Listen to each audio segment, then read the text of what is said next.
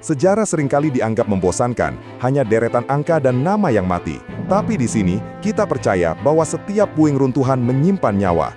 Dari kejayaan Nusantara hingga perang besar yang mengguncang dunia. Kita akan rangkai kembali serpihan masa lalu menjadi sebuah kisah utuh yang menggetarkan hati. Selamat datang di Dongeng Sejarah.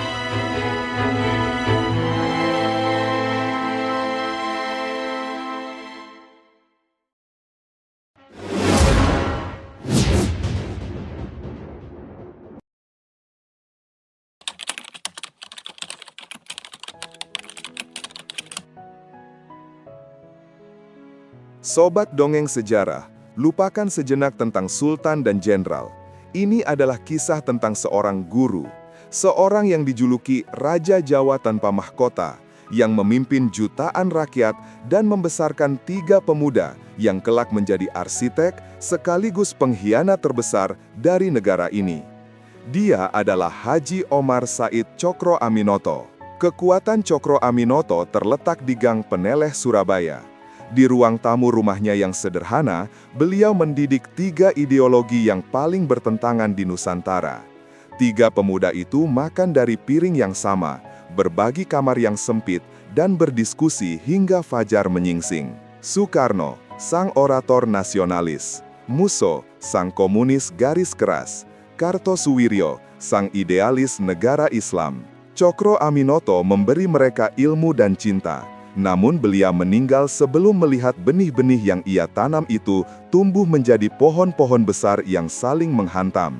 Mereka bertiga membangun republik, namun 2 di antaranya, Musso dan Kartosuwiryo, harus mati di ujung senapan yang diperintahkan oleh republik yang dipimpin oleh muridnya yang pertama, Soekarno. Inilah tragedi terbesar Indonesia. Kisah tentang sang guru yang harus menanggung beban batin karena dari rahim rumahnya sendiri lahir perang saudara ideologis yang tak terhindarkan. Sebelum ada Republik Indonesia, sebelum ada gelar presiden, sudah ada seorang raja yang bertahta di hati jutaan rakyat. Dia adalah Haji Omar Said Cokro Aminoto. Ia tidak menguasai istana mewah, namun dia memimpin Sarekat Islam, organisasi massa yang pada puncaknya memiliki lebih dari 2 juta anggota, yang saat itu menjadikannya organisasi terbesar di dunia. Bagi rakyat, dia adalah Ratu Adil. Bagi Belanda, dia adalah ancaman utama. Dan bagi Soekarno, dia adalah seorang ayah dan guru yang paling dihormati. Cokro Aminoto membuktikan bahwa senjata paling mematikan melawan penjajah bukanlah bambu runcing, melainkan kata-kata.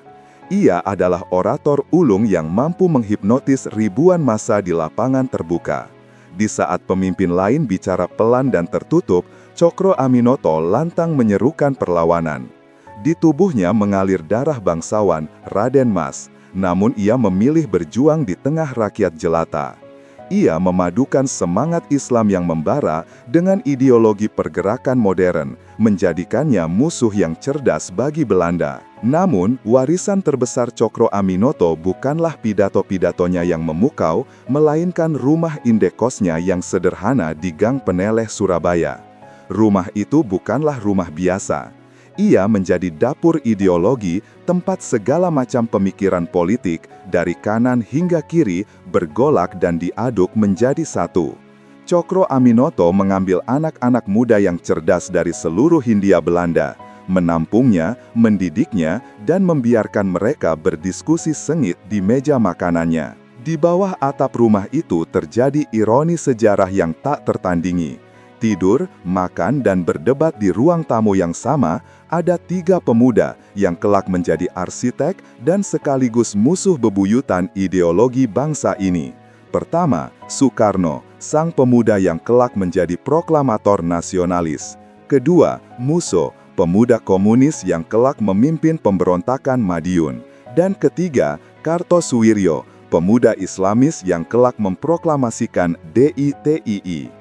Cokro Aminoto adalah guru bagi mereka semua. Beliaulah yang menabur benih ideologi di 3 jalan yang berbeda. Visi Cokro Aminoto jauh melampaui masanya. beliau merumuskan filosofi hidup yang dikenal, setinggi-tinggi ilmu, semurni-murni tauhid, sepintar-pintar siasat. Ia mengajarkan bahwa ilmu harus setinggi langit, modernitas, tauhid, iman, harus murni tanpa kompromi, dan siasat, politik, harus cerdas. Filosofi inilah yang ia ajarkan kepada Soekarno yang kelak membentuk landasan pemikiran Bung Karno dalam membangun republik. Sayangnya, perjuangan itu harus dibayar mahal. Cokro Aminoto sering dijebloskan ke penjara oleh Belanda karena dianggap menghasut rakyat.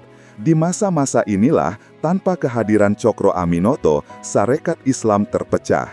SI Merah, Komunis, dan SI Putih, Nasionalis Islam, resmi berpisah.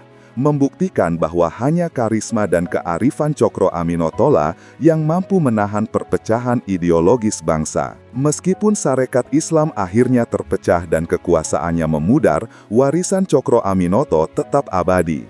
Ia adalah sosok yang memimpin peralihan dari gerakan tradisional menjadi gerakan politik modern di Indonesia. Ia adalah jembatan antara ulama masa lalu dengan politisi masa depan. Ia mengajarkan kita bahwa persatuan sejati lahir dari penghormatan terhadap setiap perbedaan, bahkan ideologi yang paling ekstrim sekalipun. Bagaimana anak dari keluarga Bupati Ponorogo ini bisa menjadi pemimpin jutaan rakyat? Apa yang dibicarakan oleh Soekarno, Musso, dan Kartosuwiryo di bawah atap yang sama? Dan bagaimana kisah akhirnya? Dalam video ini, kita akan menelusuri jejak sang guru, dari Gang Peneleh, sang Raja Jawa tanpa mahkota. Darah biru yang memilih lumpur rakyat. Kisah pribadi Haji Omar Said Cokro Aminoto bermula di Ponorogo, Jawa Timur, pada 6 Juni 1882. Ia lahir dengan nama Raden Mas Omar Said Cokro Aminoto. Di dalam tubuhnya mengalir darah bangsawan Jawa murni. Kakeknya adalah seorang bupati dan ayahnya adalah seorang wedana. Sejak lahir, takdirnya sudah ditetapkan. Dia adalah seorang priyayi, kaum elit pribumi yang dihormati Belanda dan diwajibkan melayani kepentingan kolonial. Untuk menguatkan takdir itu, Cokro Aminoto disekolahkan di sekolah yang didirikan khusus untuk anak-anak bangsawan, OSVA, Opleiding School for Inlandse Ambtenan. Sekolah ini mencetak pegawai negeri yang patuh, yang bekerja dengan kacamata kuda, hanya melihat ke depan, tidak melihat penderitaan rakyat di samping kiri kanan. Cokro Amino muda adalah murid yang cerdas, rapi, dan santun.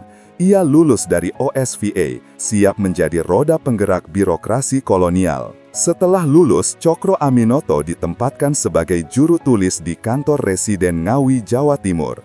Ini adalah puncak karir yang diidamkan kaum priyayi. Gaji lumayan, status sosial tinggi, dan jaminan hidup mapan. Namun, di Ngawi inilah terjadi krisis batin terbesar Cokro Aminoto. Setiap hari, dia melihat ketidakadilan yang direstui oleh birokrasi yang ia layani. Petani dipaksa kerja rodi, tanah rakyat dirampas oleh perusahaan Belanda, dan hukum hanya tajam ke bawah. Cokro Aminoto yang hatinya lembut, merasa sesak.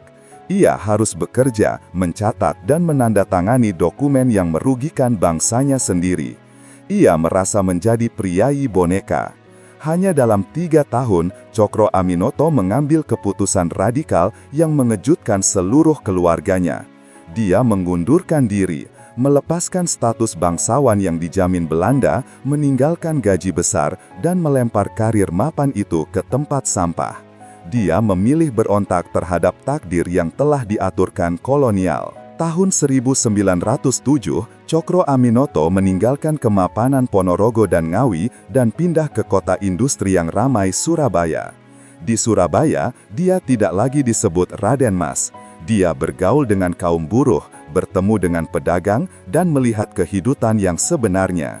Di tengah hiruk-pikuk kota, Cokro Aminoto mengubah namanya. Ia menambahkan Haji di depannya sebagai penghormatan spiritual dan mengubah namanya menjadi Haji Omar Said. Ini adalah pernyataan politik yang jelas. Dia menanggalkan gelar Raden Mas, feodal, dan memilih gelar Haji, populis religius. Dia memilih menjadi pemimpin umat, bukan boneka kerajaan. Di Surabaya, HOS Cokro Aminoto mulai aktif dalam organisasi yang saat itu masih kecil dan berfokus pada dagang, Sarekat Dagang Islam. Namun, di bawah sentuhan karismanya, SDI berubah total. Cokro Aminoto melebarkan tujuan SDI, bukan hanya tentang dagang, tapi juga tentang politik dan pergerakan nasionalisme. Organisasi ini berganti nama menjadi Sarekat Islam, dan yang terjadi selanjutnya adalah tsunami politik.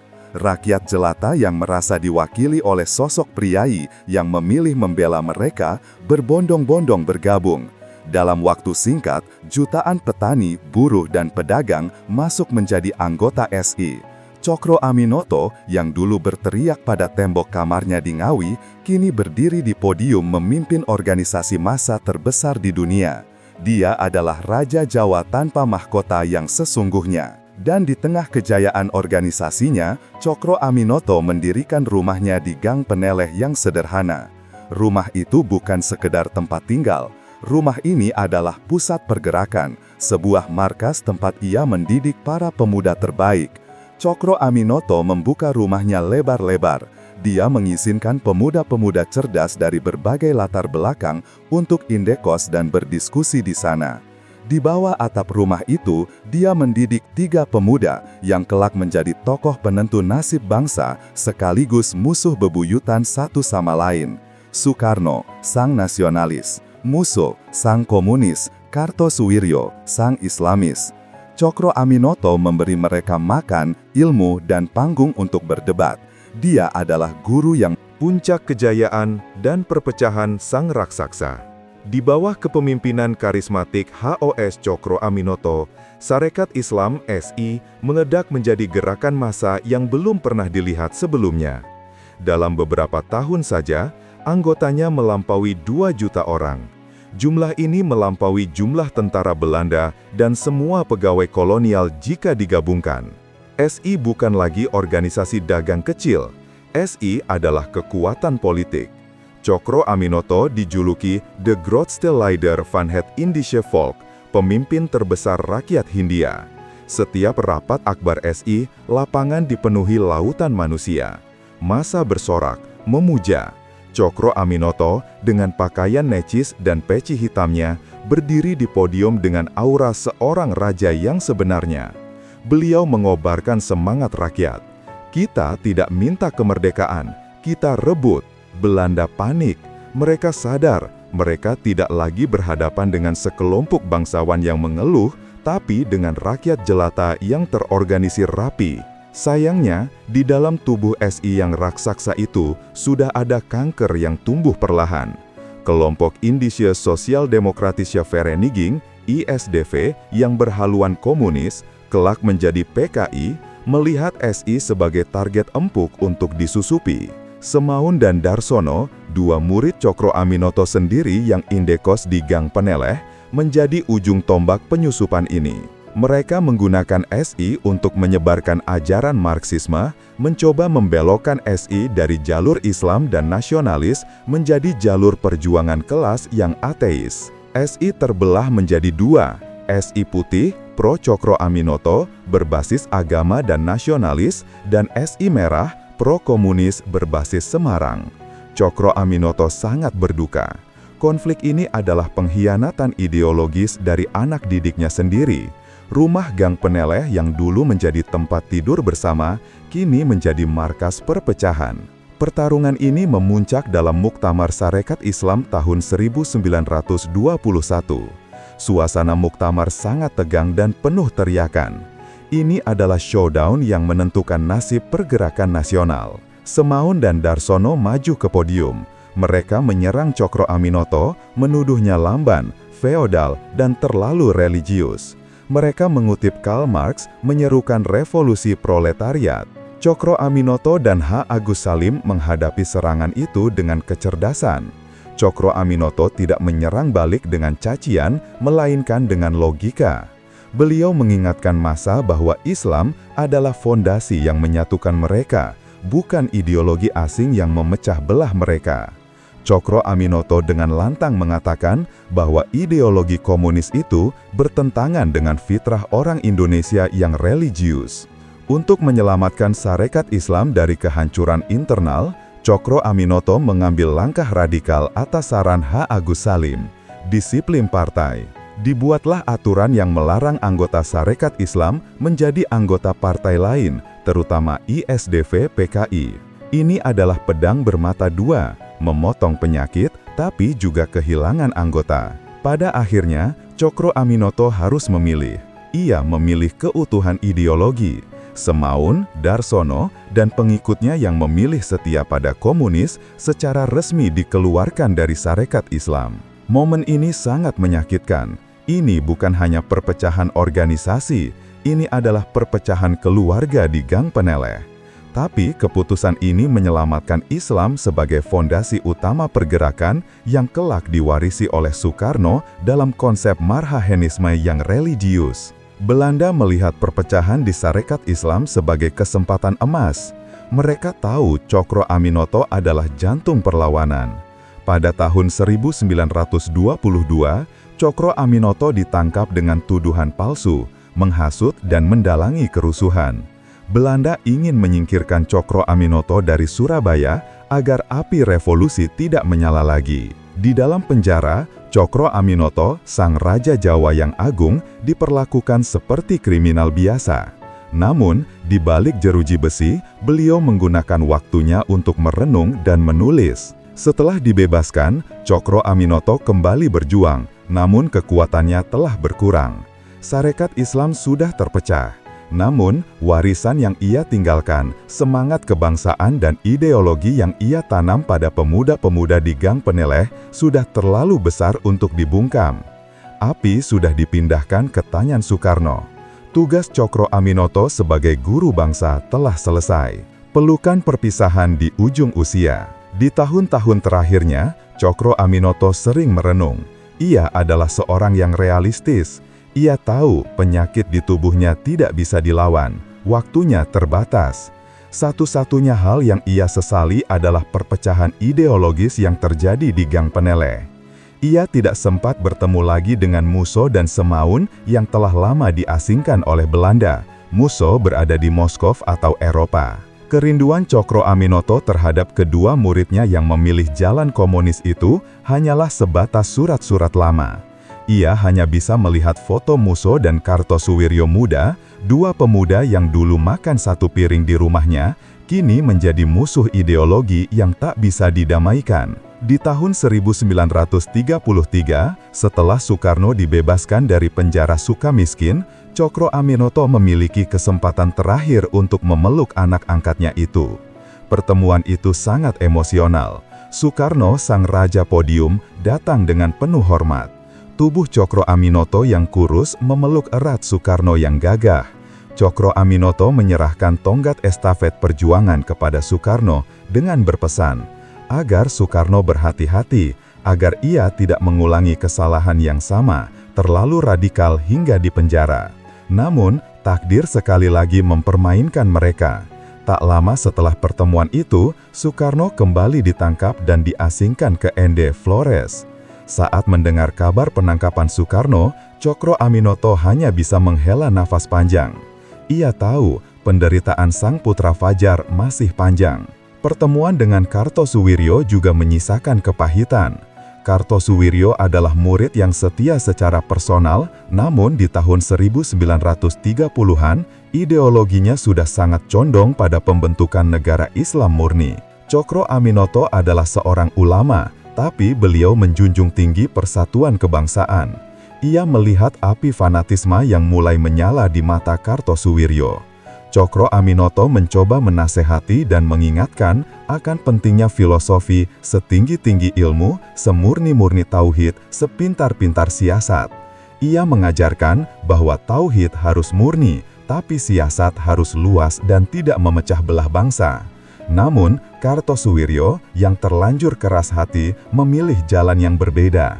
Cokro Aminoto sadar benih perpecahan itu sudah terlalu kuat tertanam di jiwa Kartosuwiryo. Meskipun konflik internal memecah belah politik, Cokro Aminoto memiliki jaringan yang kuat dengan para pemimpin agama dan pendidikan lainnya.